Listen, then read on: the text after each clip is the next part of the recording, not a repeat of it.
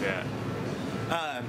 Just give me your name and spell it. I guess if you want to be Officer so-and-so. Yeah. However you'd like to be addressed. Officer Damon Andrews, Police Department. Go ahead and spell that. D-A-M-O-N. Okay.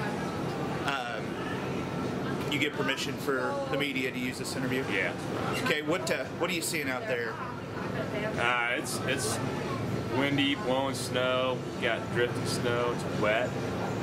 Very slick out there, working on interstate closures for this time. So. Ask people to stay home, stay off the roads? Yeah.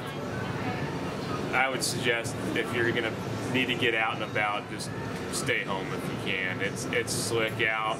There is people out there that are sliding off the roads, that are working on interstate closures. For your safety, just please stay home today. It's not worth getting out, getting in an accident, getting stuck somewhere where you cannot get unstuck and have to depend on police to come get you out. Today's just not worth it, folks. Stay home.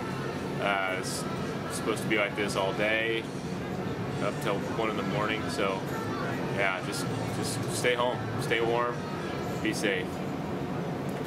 All right. Let me look at that. Okay, so what questions you got for me? Give me your name, please. Chris Johnson. Spell that for me. C-H-R-I-S-J-O-H-N-S-O. Okay. And where are you from? I'm from Pueblo, Colorado. And you're driving to?